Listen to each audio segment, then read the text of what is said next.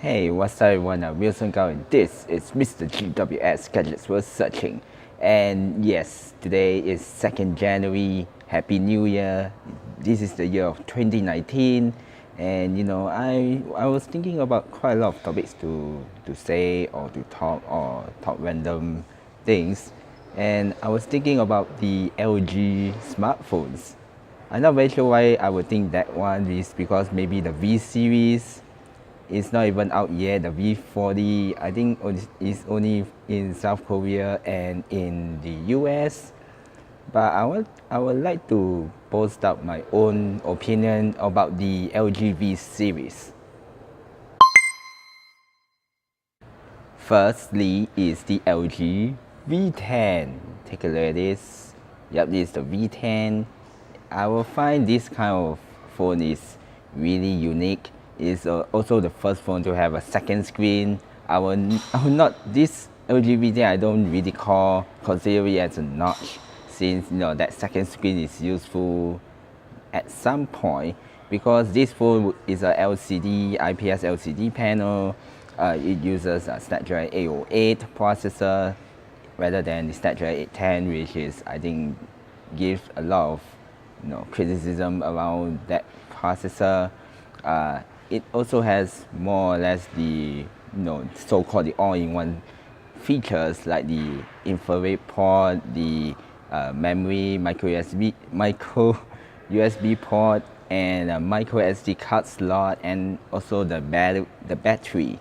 Yes, the battery is 3000 mAh and it's also removable, as released in 2015. Yes, the end of 2015, and that phone I really excited about it, mainly because LG wants to create their own V series phablet, and it's more for video photography or photography, like feature specs. And yes, that phone also has a mirror spec at 10G, and I think that phone's problem is that the battery is not big enough. It's just 3000 mAh. I don't think it can last as long as it should, like with a not that efficient Snapdragon 808 processor. I think it can last maybe 2 hours or 3 hours screen on time. And I also kind of find it that the software, yes, the software is not that great as well back in the day, but I think right now the LG software is a lot better now. Yes, even though it launched with Android, I think it's Lollipop out of the box, of course updated to Marshmallow and now Nougat. And even though right now it's Android P now, that phone was so amazing. That phone, I even watched the official product video, I don't know like how many times, because that music was so epic. Maybe you can search around YouTube. you know what I mean. I also like the fact that it uses plastic rather than glass, even though every year is now glass these days, made out of glass, because glass is easier to break and it's just not as durable as plastic. Yes, plastic is less durable than glass, but plastic is not easy to break. Yeah, you get what I mean.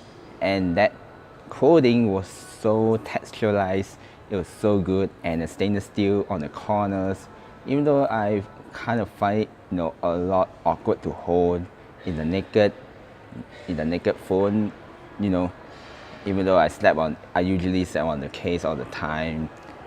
But I would say that one is much great durable smartphone I ever used.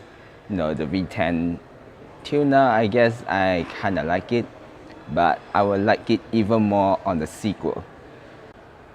Yep, the sequel they are talking about is this phone, LG V20. It pretty much the same features as the one on the V10, but this time is made of metal on the back. I would say it's pretty good, but at the same time, even though it still has a removable battery, 3200 milliamps this time around rather than 3000. I would say the battery life, that time I use is mostly well improvement over the V10, but still not as great as it should. And this phone, the V20, also has a the wide angle lens, 8 megapixel, 120-degree wide angle lens, and also on the front, even though it's only 5 megapixel, it also has a 120-degree wide angle lens, which I take a lot of group selfies than I thought. And it has a really good sound with the piano optimization, and of course the FM radio. I also kind of like it. In stereo, it's much more realistic stereo than just a very little stereo sound that I thought I would be. Yeah, I don't know what I'm talking about that, but you know what I mean. And of course the second screen is much brighter. It's easy to see, even though some of the reviewers didn't like the second screen, but I kind of like it because it makes it mostly useful when in the dark. You don't really have to use the whole screen to see your time, even though because on the display it will be much easier to drain your battery. And of course this phone, yes, it has a Snapdragon 820. It's also the first phone on that time using Android Nougat. Of course now it updated to Oreo, and I don't think that phone will not have any updates now, since this phone was released in 2016, I think fall of 2016. And that phone, I will still like that phone no matter how people will look at it, because this phone, I absolutely love it. It has a lot of functionality that I thought. It has an IR transmitter, it still has a micro SD card slot, and it also has a removable battery. And of course this time it uses USB Type-C rather than micro USB as on the V10. And I would say this phone, the V20 is much easier to hold rather than the V10, because the V10, it has a very sharp corners on the stainless steel grill, which is kind of a little bit pain to hold. But the V20 is slightly flat now, so it's much easier to hold. And I think the only thing that I will be missed when I'm using the V20 is the power button, because the V10, it has a real power button, which I kind of like it to take a selfie using the press down button. But at the same time, it also gains a fingerprint scanner. Yes, the V10, it also has a fingerprint scanner, but you have to press and hold. But on the V20, you just have to tap it to unlock your phone, which a lot of phones did that now. So it isn't really big of the deal, but back in the day, it's much well useful than I thought. So the V20, I will highly recommend it if you still can find it around the streets. And if you like the V series, maybe you want to drop the comments on it. But I still haven't finished my V series thoughts, because it still has the other two V series to say on. The next V series that I want to talk about is the LG V30. But the V30, I would say, is slightly a disappointment than the V20. Yes, even though it has this time they move on to OLED screen, which is from the LCD panel, and the display is a 18:9 rather than the traditional 16:9 now. But at the same time, it also loses the second screen to communicate their OLED technology with the always on display, which shows on the full screen. And I would say it's kind of fine, because it's okay, and it gains a water and dust resistant, but it also loses second screen. And even though it also gains a processor upgrade from Snapdragon 835, because when I'm using the G6, which uses Snapdragon 821, and I'm still thinking, should I get the V30? Then on my second thoughts, absolutely not. It's not because the phone wasn't great, Yes, now the storage is from 64. It also has a 128 gig version. I think the biggest thing about the LG V30 is the front-facing camera, which is, I would say, is much worse than the V20 for some strange reason, because it's still a 5 megapixel camera, which LG, I have no idea why you still retain a 5 megapixel quality, which a lot of companies already gain a lot of resolution, 8 or 16 or even 25. Yes, even though no resolution doesn't mean anything, but but now it's still part of the game. I think LG is kind of lost on that one, on the LG V30. And I would say the battery as well, even though it's slightly improvement over the V20, but the battery wasn't removable anymore, which but I kind of sad. But the V30 also gains, this phone, LG V30, is like lose some gain some like loses the LCD to get the OLED screen. It also loses the removable battery for a wireless charger. Yes, it has a wireless charger. And also, this phone is kind of gain and lose. But the only thing that hasn't lose is the headphone jack. It still has a headphone jack. It still have a hi-fi quad deck, which I think the G7 onwards has that as well. Yes, the G6 also has, but the G6 is only available for Pacific markets for the hi-fi deck. So I would say the G6 is like a very confused specs. But I think the V30 is much better standardized smartphone. Even though the design is that mainstream anymore, it doesn't look as unique as on the V10 or the V20. Yeah, so the V30, I would say, is just fine for a flagship phone, but that uniqueness is gone. It's just gone.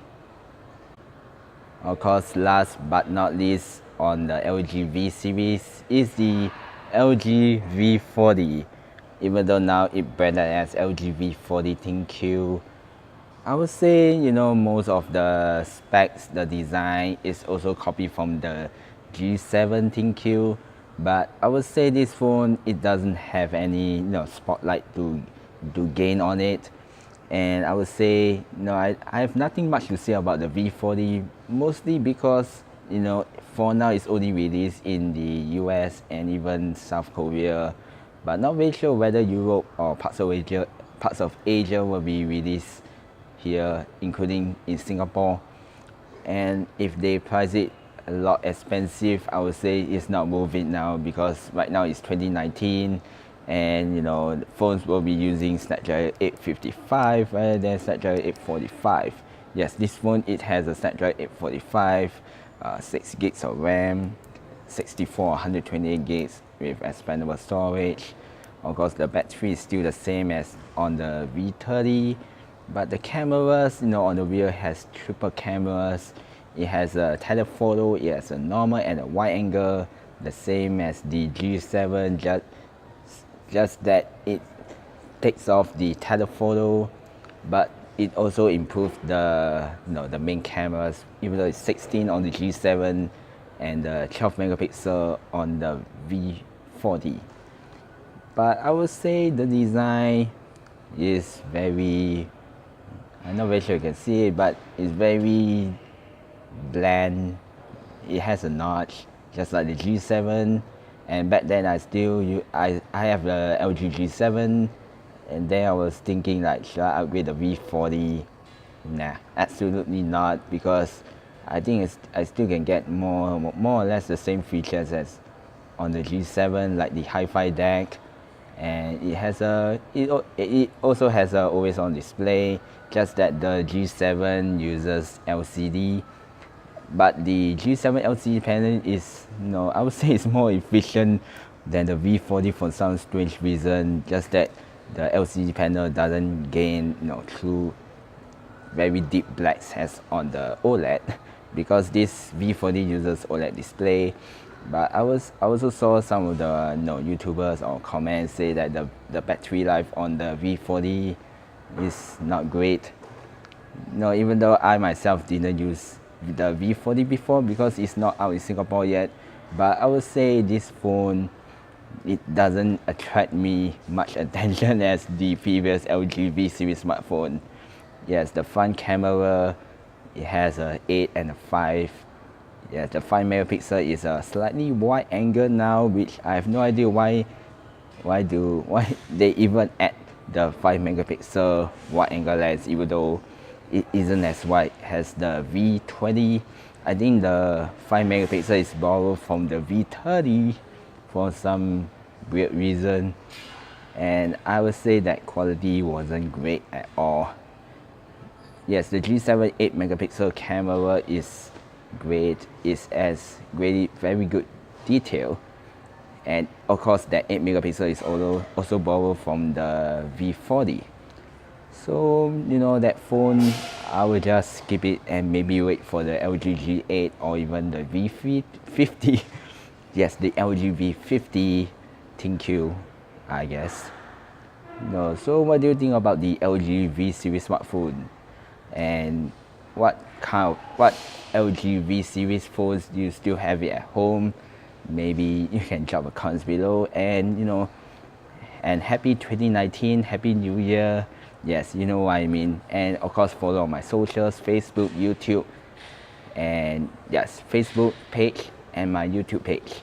And yep, as always, I'll see you on the next video, and bye bye.